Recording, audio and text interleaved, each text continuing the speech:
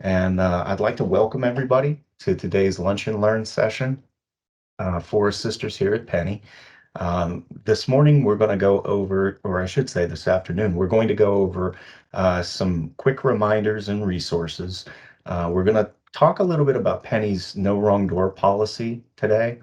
We're also going to talk about eligibility processes and troubleshooting. And with that said, Hannah, if we could go straight into some quick reminders. The first reminder for everyone, and I know that our sister network is very, very good at this, but please, if you would, check your assister profile to make sure that the languages that are offered, not only through you as an assister, but with your center, are showing up on Pennie's search tool. Pennie is for all Pennsylvanians, regardless of their preferred language. And Pennie understands that customers benefit, especially with regard to discussing health insurance, a very complex subject, with somebody in their primary language. If you speak multiple languages, please make sure that you update those so that when a customer is searching for Chinese, Mandarin, Spanish, Russian, Arabic, Vietnamese, what have you, that they can find and connect with somebody here in Pennsylvania. And if you need any assistance adding that to your profile, you can always reach out to 844-844-8040, and our sister specialists will be there to help you make sure that those options are available on your profile. Next slide, please. A new community work group is being established here at Pennie. It is going to be on the second Friday of every month, beginning on April 8th. It'll be from 11 until noon. You will receive an MS Teams Live link very, very soon on that. But the notion behind this meeting is to combine the outreach and education work group, broker work groups, and these lunch and learn sessions to provide not only updates on policy related matters and hot topics, but also to provide technical information, sort of like what we're going to go over today. Next slide, please, Hannah. A resource that we have recently updated, and this is on the Assister resource page, as well as the Path to Pennie page here at Pennie. It's our Path to Pennie toolkit. If you're looking for graphics, resources, information to share with customers or to share on social media, I think you'll find that this toolkit is really, really nice. So please be aware that it's out there, it's updated, and I'll drop the link into the chat so everyone can, visit the Assister resource page. Now I would like to turn things over to my colleague, Hannah Turner. She is going to cover a lot of really, really good information for us today. So again, thank you so much for the privilege of your time. Hannah, take it away. Thanks, Scott. Appreciate it. And thank you all for coming today. And this topic was driven by feedback that we received from you all about some current issues that you all are seeing with in terms of what ultimately comes down to how we calculate eligibility, including with Medicaid. So I want to go through some of those common issues that you all are reporting, but we're going to start with the basics just to make sure we're all working from the same place here. So start with the no wrong door policy. So no matter how anyone comes to the marketplace, we make sure that they get the right coverage that meets their needs. So this means we have a variety of different financial assistance programs that are available through the exchange. So no matter whether they come directly to Pennie, they go directly to Medicaid or CHIP, they're going to get determined eligible for all of these different programs so that they get into the right program for their needs. So great concept, really important aspect of the ACA, but administering it becomes more complicated. So this is where we're going to get a little bit into the weeds on what's happening behind the scenes, but I think this is what's going to really help you all understand why some things are happening and be able to help troubleshoot. So obviously, the first issue is that we have 4 different programs, some of which are actually administered by the Department of Human Services, both Medicaid and CHIP, and others are administered by Pennie, which is APTC and CSR. So we have to figure out how people get eligible for all these programs, but coordinating between us and DHS. So no wrong door means we have to determine eligible for all of these programs, but the eligibility has to be processed in a certain order. So the first step is anyone who's applying for financial assistance, you have to check, are they eligible for Medicaid or CHIP? Only once you determine they are not eligible for Medicaid or CHIP can you then move on to the second step and check to see if they're eligible for marketplace coverage with APTC and or CSR. And then if they're not eligible for the APTC and CSR, then you move down to just, are they eligible for marketplace coverage for a QHP with no financial assistance? So that order is really important. No wrong door means that no matter how someone comes to apply for financial assistance, they have this order of eligibility has to be followed. Also note, reminder, you know this, that eligibility is determined separately for each family member. So you have mixed eligibility households where maybe some members of the family are eligible for Medicaid or CHIP, others may be eligible for marketplace coverage with APTC and CSR. So always keep that in the back of your mind, that really eligibility is based off of each person in the household, not just the household altogether. So now that we are all level setted on what no wrong door means, let's talk about and walk through in detail how Pennie calculates eligibility for these programs. So we have an eligibility process. You've got an application that you're submitting to Pennie, which submitting the application now puts you going through this eligibility process.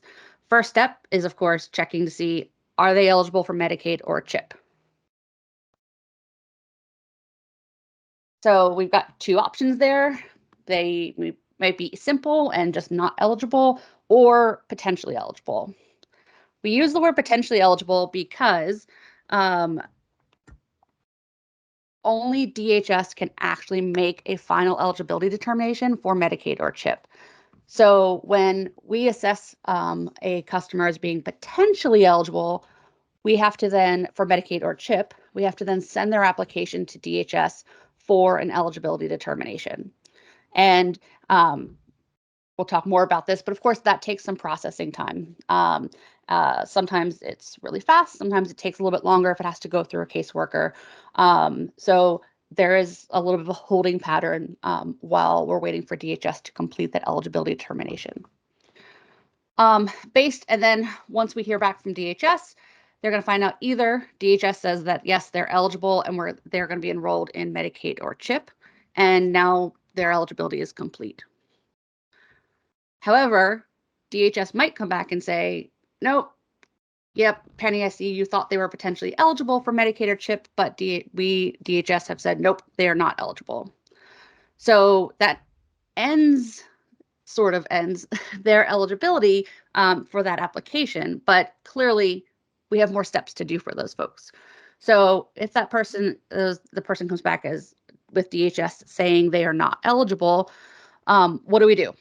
So what we do is we actually resubmit their application with the denial information.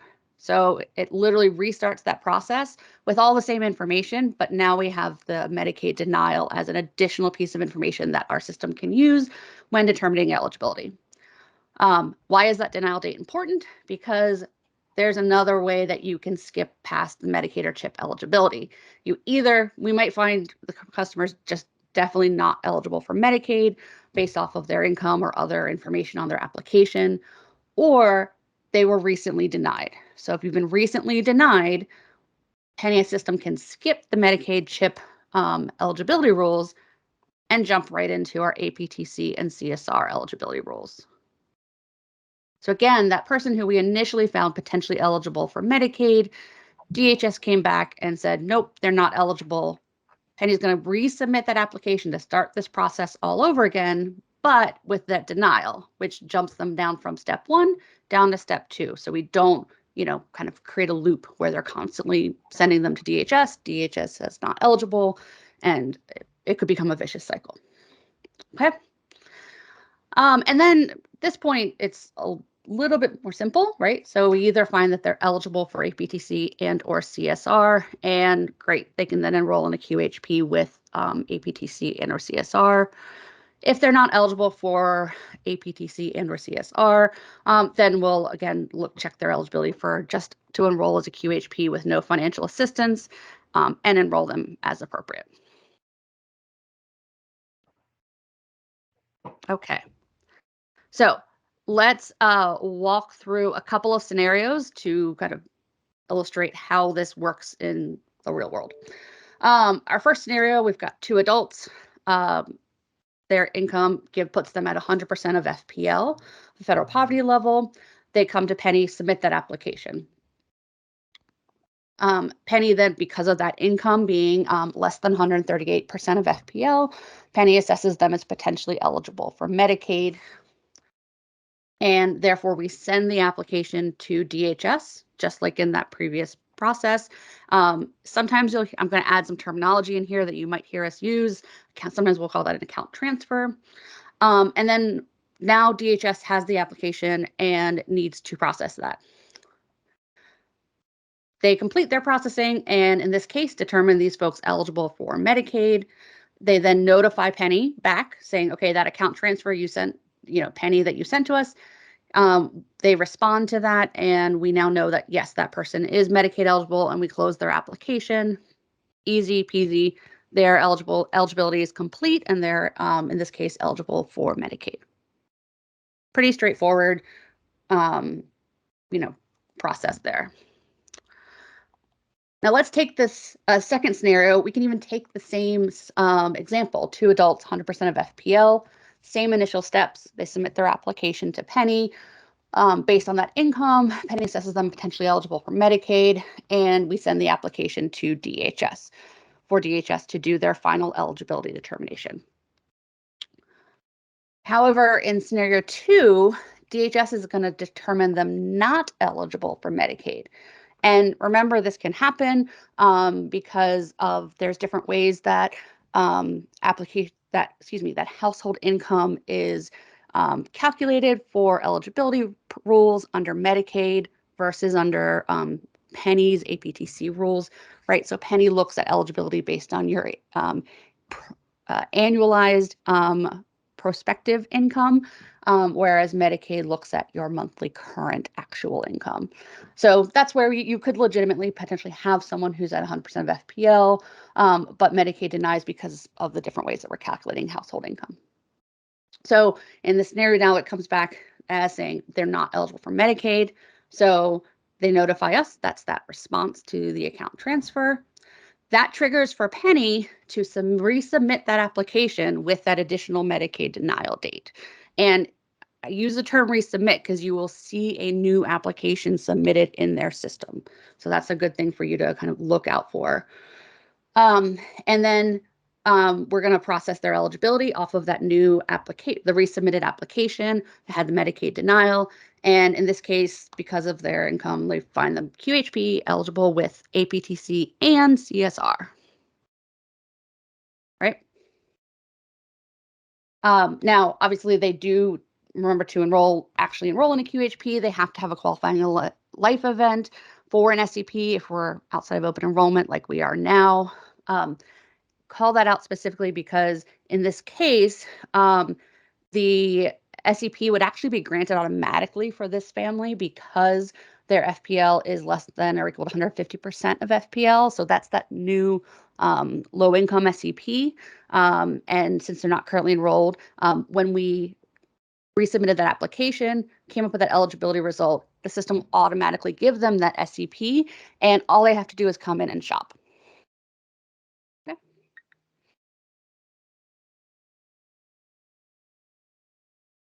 Go back. So before I move off, great question in the chat. Why can't the marketplace and DHS use the same eligibility rules for household income? The short answer is the federal rules. They just are different. And there's a probably very, very long explanation of the original drafting of the ACA, but that's sort of what adds to the complexities and almost raises the importance of the no wrong door policy. The whole point is that a single application can be used to determine eligibility for any of the financial assistance programs, even though the rules are different. The eligibility might be administered by different organizations. It's even more important to customers that they only have to do one application, not have to understand all the different rules, not have to know kind of who they have to submit a certain application to with certain information on it. Yeah. Okay, so let's take another example here. So scenario 3, again, keeping up with our 2 adults. Part of the reason I just kept these examples simple with adults, the same thing would apply if you had children and they were being found potentially eligible for CHIP versus Medicaid. For simplicity purposes, you could kind of interchange them appropriately. But so our example here, now we got 2 adults here in scenario 3 at 200% of FPL. And in this case, they actually started their application with Medicaid. And because of no wrong door, Medicaid determines that in this case, because of their income, they're not going to be eligible for Medicaid. So DHS sends that application to Pennie with that Medicaid denial information. We'll sometimes call this as a referral. Difference in the terminology really is just where the initial application started. But ultimately, that's sort of the behind the scenes coordination that we're working on with DHS. So again, DHS has denied them Medicaid.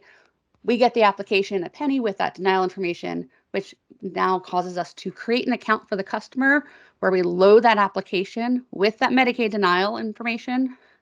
And then right now, they're going to log in and then review that information and submit it to get their eligibility result. It doesn't happen automatically right now. However, we do have an upcoming system enhancement that's very soon coming that's going to actually take over this step and do it automatically so that even if someone starts their application with Medicaid, when Medicaid denies and sends Pennie the application, very soon we'll actually be submitting that application for them so they can skip the step and then just immediately get their eligibility determination for APTC and CSR. Okay. So for the next couple of weeks, the customer is still logging in and submitting the application. Pennie completes the eligibility determination. Because of that Medicaid denial, we skip that first set of rules and we go immediately to the QHP with APTC and CSR, 200% of FPL. So they're going to get both APTC and CSR. And again, they're going to need a qualifying life event to enroll right now since it's not open enrollment. And because they're over 150% of FPL, there's no SEP automatically created for these folks. So even when they've submitted their application or coming soon, when Pennie submits their application for them, they will be prompted to report a life event. And unlike Medicaid, where you can enroll any time of the year, right, with Pennie, you do have to have a special enrollment period to enroll outside of open enrollment. Okay. So hopefully that was helpful. Let's talk now that we've got kind of really clear level setting about the intricacies of the process and how the rules are applied. Let's talk about some of the common actually, sorry, before I do that, before I move off of that, very good question here, Mercedes is asking about how the rules would be different for people with under like 5-year bar and other rules. So I'm not even going to go into all of the different Medicaid eligibility rules. Pennie has a lot of those rules built into our system. So if someone applies to Pennie and is not going to be eligible for Medicaid because of 5-year bar, that's information that's included on the application they submit. That allows us to skip that potentially eligible step and move them right down to they're just not going to be eligible for Medicaid, even if their income is at less than 100% of FPL. We're able to skip those rules. So we do have a lot of those complex rules for different scenarios built into our Pennie's eligibility rule engine that determines someone potentially eligible. So we do our best to take anyone who we really don't think is going to be eligible for Medicaid and skip that step. Okay. So troubleshooting some potential issues here. So what we wanted to do now that we were kind of all on the same page is talk about some of the common, well, we're not sure they're frequent, but some of the types of issues that we've been hearing from you all about, and talk about why that's happening and what you can do to understand it and troubleshoot it potentially. So first troubleshooting option is issue number 1. How do I proceed while I'm waiting for that DHS eligibility determination?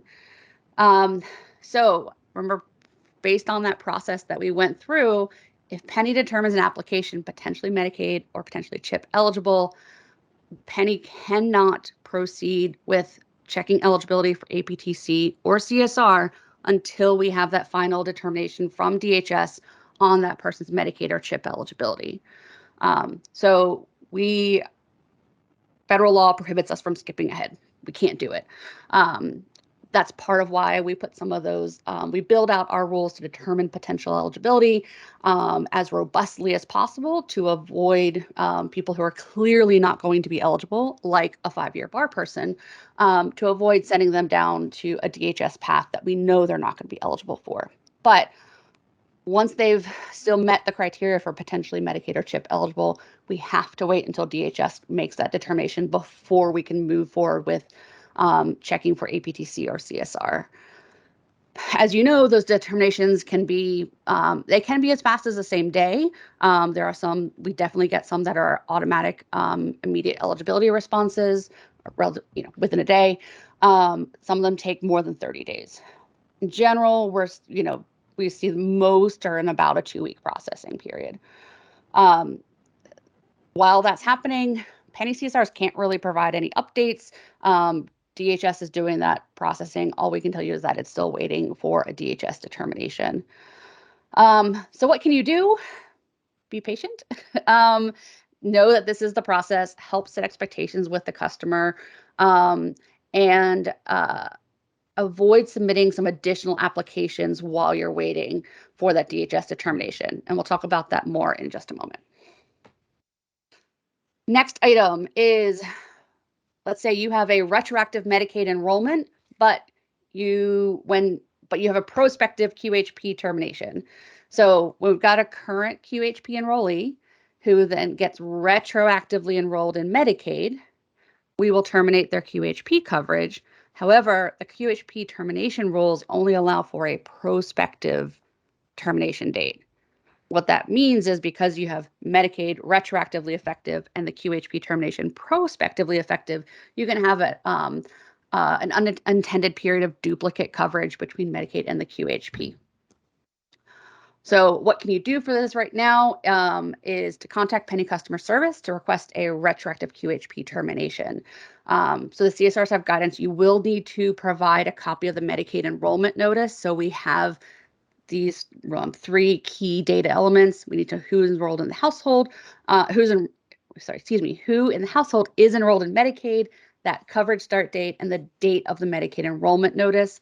This is because it needs to be reported to us timely, and that timeliness is based on the date of your Medicaid enrollment notice. We are working to see if there's ways we can improve this process, but right now this process is in effect, and Pennie customer service can do this for you. All you need to do is provide that Medicaid enrollment notice, and then you'd get your retroactive QHP termination. Okay, issue number 3. You have a customer who gets enrolled in Medicaid pending their appeal. However, Pennie still shows them as Medicaid denied. We're starting to see more of these scenarios coming up. And what's happening is that the customer was denied Medicaid. Medicaid tells Pennie this, and Pennie proceeds with their eligibility as if they're denied Medicaid. However, if the customer goes in and appeals that Medicaid denial and follows the appropriate process, they would get enrolled enrolled in Medicaid pending their appeal. That change in their enrollment in Medicaid is not currently communicated to Pennie. So Pennie still thinks that they're denied Medicaid, but you know that they're now enrolled in Medicaid, even though it's pending an appeal. We're working together on a way to try to address the situation, and I'll just leave it at that. But what can you do for right now? Contact Pennie customer service and tell us that the person's been enrolled in Medicaid pending because of their appeal. And if you now need their QHP coverage terminated retroactively, assuming the Medicaid enrollment is retroactive, you'd follow the steps that we just talked about, provide a copy of that Medicaid enrollment notice, and they'll be able to process the retro term of the QHP coverage so that there's no overlapping of coverage. So if you're helping a customer who's appealing their Medicaid denial, but they've been enrolled with Pennie, that should trigger in your mind that you need to, or at least for right now, contact Pennie so that you can update us with that information and we can help resolve the QHP termination for you. Okay, now we get to some fun ones. So this issue number 4, you've seen someone denied Medicaid because their income is too high. But then when we process their eligibility for APTC, they're found not eligible for APTC. So that's odd. Their income is above the 138% FPL, and that's why they're getting denied Medicaid, but they're somehow ineligible for APTC. What we're seeing happening most of the time is, or when this happens, the most common reason it's happening is that they start their application with Pennie. We send it to Medicaid to get the determination. Medicaid denies it and sends that back to us. We then take that information and resubmit it with the Medicaid denial, right? We've gone through this a few times now. The problem here is that we're getting sometimes different income back from Medicaid than what was on the original application. It's only certain types of income. Like we've seen it with Social Security. I think we've seen it with self-employment income. It's not job-based and things like that are all not impacted. But so it's only certain types of income that we're seeing coming back differently on that response from that denial from Medicaid. That means that when we resubmit that application and calculate their eligibility for APTC, it's based off of essentially incomplete household income from what was on the original application. The reason the issue is saying that they are coming back as not eligible for APTC is what we're usually seeing is that the income that's being dropped off of the response we get from Medicaid is often putting the customer below 100% of FPL. And that's what's causing them to be found ineligible for APT-CSR, even though they were denied Medicaid because their income was maybe too high. So that should be the first thing you would want to go look at and see, okay, did their new application submitted when we heard back from Medicaid, is their income missing from the application, or is some of their income missing? Does it not match? If you don't see that happening, there is one other scenario that we've seen can happen where you want to just double check the tax filing status. So it's possible that their tax filing status is married filing separately. That makes them ineligible for APTC. So sometimes I call that out because sometimes I forget to double check that one. It doesn't happen that often, but that's another reason to remember to look and see if you see someone who you really think should be eligible for APTC based off of their income, but they're being found not eligible. So let's say the scenario is the missing income information on that Medicaid denial. What can you do? Well, you can resubmit the application with the updated household income and include that Medicaid denial date. Customer service team can help request a ticket if you need retroactivity, similar to what we talked about before. But just resubmitting the application with the household income will then update their eligibility immediately. Okay. And I have 2 more, so if you guys can hang on for just 2 more minutes, we can get through these last 2 here. Issue number 5, why did Pennie eligibility change when I didn't submit an application? That's another question we hear a lot. Most likely what's happened here is that we received the update eligibility is because we received a Medicaid denial, and which, as we know, a Medicaid denial will trigger us to resubmit that application with the denial information and automatically provide a new eligibility determination. Every time we send an application to DHS to get an eligibility response, DHS will provide us with a response.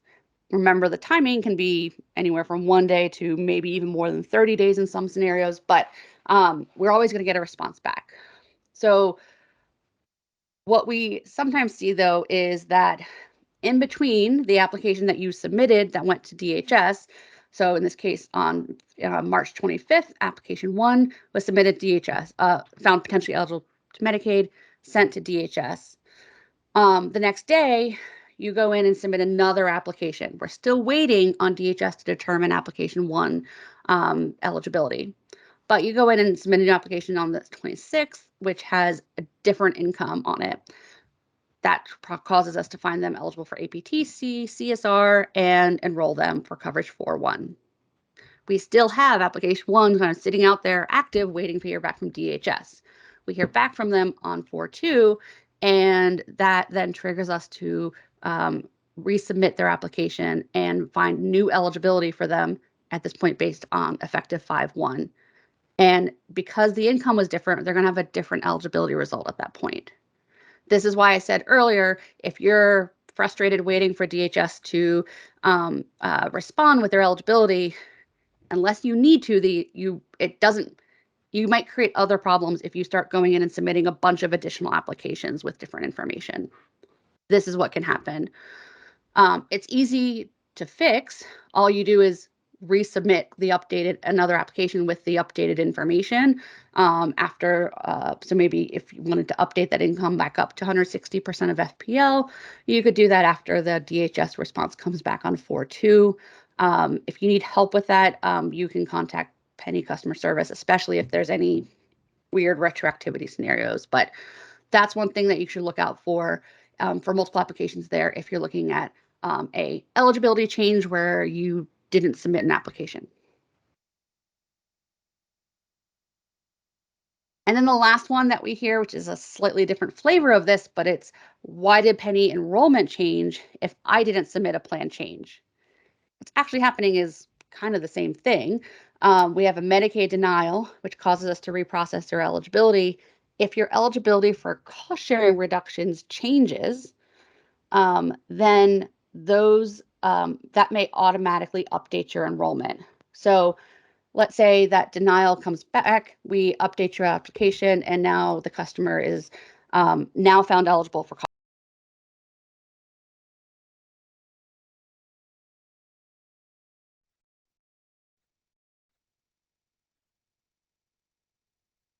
the correct cost sharing reduction version of that plan. They don't have to plan shop. Automatically happens. Where there's some confusion is that sometimes the CSR version of a plan has a different plan name. Underneath, it's really the same plan. It's just the different version of the plan with the appropriate cost sharing reductions. So that can be kind of confusing to people. So what I think you should do if this happens, 1, look for any recent eligibility changes to CSR eligibility. That's almost certainly what's happened. And if you do see that, you see a change in their eligibility with a change in their eligibility for CSR, double check the customer is currently enrolled in a silver plan. That would be when that automatic change would happen. You would not have any automatic changes happening if they're enrolled in a bronze or a gold plan. If you have a little trouble verifying, Pennie customer service can do that. They see sort of the underlying ID numbers, which helps them more easily identify those scenarios where the plan names are different. So you can help with that. But those first 2 steps should help you identify the vast majority of the times when you see an enrollment change, but the customer didn't submit the plan change themselves. Okay.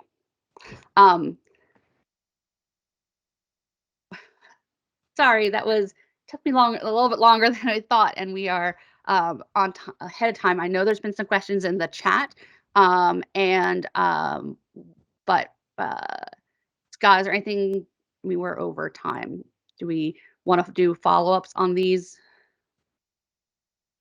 Yeah, most definitely, Hannah. We can follow up with the folks who have placed questions in the chat.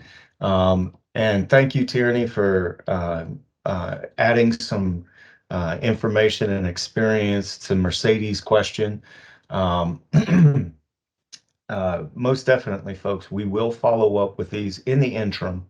If you have questions, again, you can reach out to us. You can, if you run into technical issues, you can contact our customer service center. You can also email assisters@pennie.com. We truly appreciate the privilege of your time this afternoon. This recording will be on the A Sister Lunch and Learn YouTube channel soon, and we will make sure that you all receive a link to that. So please be safe, have a fantastic day, and I hope you found this helpful.